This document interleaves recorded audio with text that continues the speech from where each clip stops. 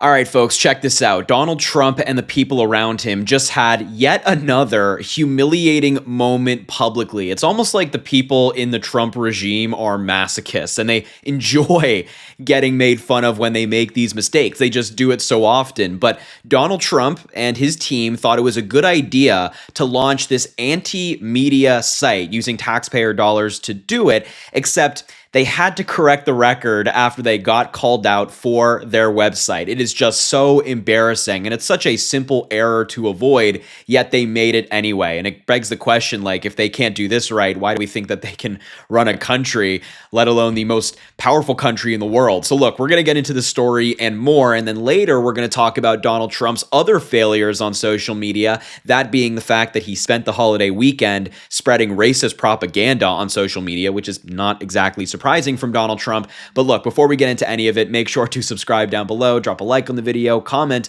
let me know what you think about everything. And without further ado, let's dive in. So the White House, and this is according to the Daily Beast, was forced to correct its childish anti-media site. The White House launched a new webpage aimed at tracking what it calls media bias and inaccuracies, which itself contained inaccuracies. The new media bias page went live on Friday, with the White House claiming it would help to expose fake news. So while the American people were celebrating the holidays, celebrating Thanksgiving, being with friends, family, loved ones, this is what the Trump admin was doing, putting together a pretty crappy website that had inaccuracies of its own. They wrote on Twitter, "Tired of the fake news? We've got a place for you." The official White House X account wrote, "Get the facts, track the worst offenders, see the fake news exposed." And this is the actual post they put out. And I just find this so ironic. I mean, they're saying, get the facts, track the worst offenders, as in liars, see the fake news exposed. And it's just ironic because Donald Trump literally lies every day. Every time he opens his mouth,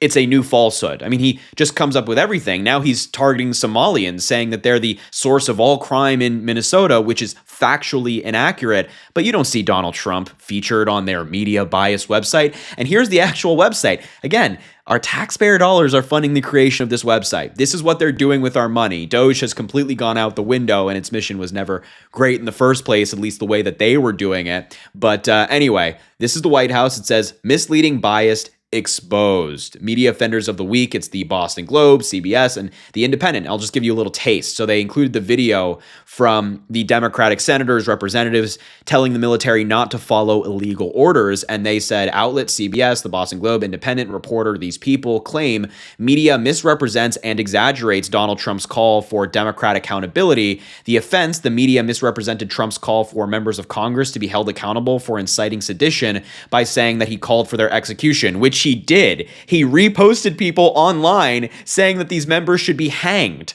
I mean, what do you call that then? What does the White House call that? If that's not calling for people to be executed, then I don't know what does. And then they say this is the truth. The Democrats and fake news media subversively implied that Donald Trump had issued illegal orders to service members. Every order Trump has issued has been lawful. It's dangerous for sitting members of Congress to incite insubordination in the United States' military, and Trump called for them to be held accountable. Of course, this in and of itself is a lie. I mean, Donald Trump, we're just learning, issued an illegal order in the Caribbean with Pete Hegseth. So that's an example of an illegal order that shouldn't be followed, and it's not dangerous for sitting members of Congress to tell people to follow the law. But you kind of get an idea as to what this website is. And that brings us to, however, the site was briefly taken down before reappearing with alterations. In the update, Fox News was removed as an offender after the White House incorrectly attributed questions asked in a press conference to a Fox News reporter. They got it wrong.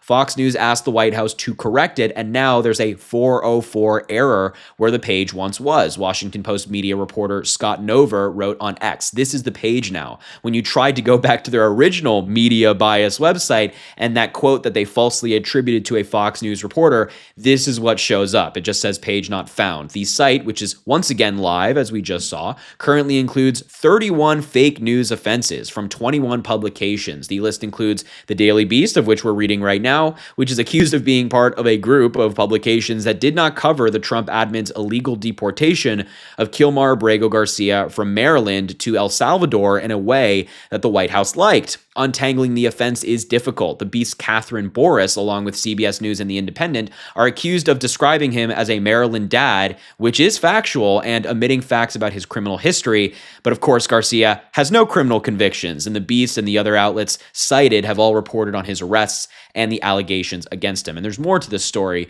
but Donald Trump and his team, his regime, had to take down the website because they got it wrong. And of course, the irony I have to point out is there once again that not only is Donald Trump one of the biggest liars in American politics, but their own website contained inaccuracies, forcing them to take it offline for many hours until it was eventually put back up. But on to Donald Trump now, who has been spreading his own falsehoods on social media, his own crap online. And this is, of course, from the Daily Beast again, an outlet that Donald Trump hates. Trump, 79, spent his holiday weekend boosting racist propaganda. Trump took time out from his relaxing holiday weekend at Mar-a-Lago to repost a racist claim about Afghans made by a former Navy SEAL. With his approval ratings continue to fall, Donald Trump hit the fairway for a few rounds of golf with Canadian ice hockey legend Wayne Gretzky.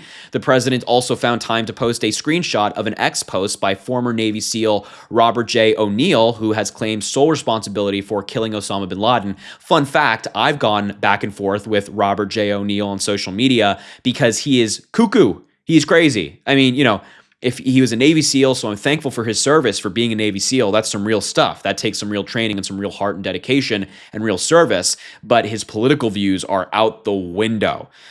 He said in this post, if you've never been to Afghanistan, you wouldn't understand. If you showed these people a Nespresso machine and gave them free coffee, they would assume you were a witch and chop your head off.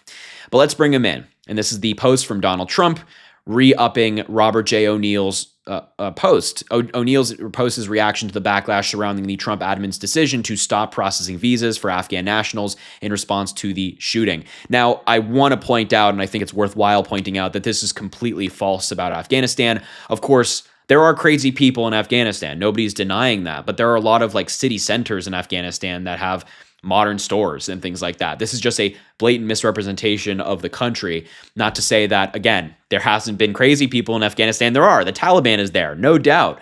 But, Donald Trump saying this as if it applies to anybody from Afghanistan is blatantly racist. Newsflash, Donald Trump, not everybody from Afghanistan is bad. Right? A lot of people from Afghanistan actually fought alongside the United States, helped the CIA, helped our mission in that country, helped our mission broadly in the in the Middle East. And Donald Trump doesn't give a crap about any of them. In response to the shooting and the subsequent death of 20-year-old Army Specialist Sarah Beckstrom, Trump promised that the animal would pay a very steep price who was responsible. The Trump admin was also quick to blame Joe Biden for the shooter's presence in the country because he fled Afghanistan for the U.S. in 2021.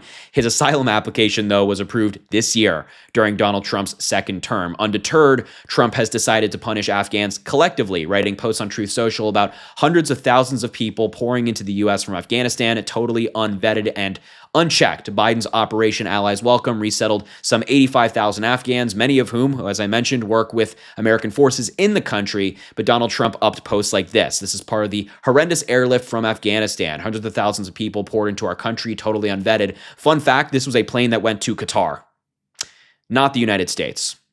So, of course, Donald Trump is wrong again, spreading falsehoods. And there's more to this story as well. But, Donald Trump just posting these really disgusting posts, re-upping really disgusting posts. It's unsurprising for somebody like him, but nonetheless disgusting. It doesn't bring any less shame to the Oval Office because it's coming from Donald Trump. It actually brings more shame because this guy is a felon, a bad man who shouldn't be in the Oval Office in the first place, should have never been elected.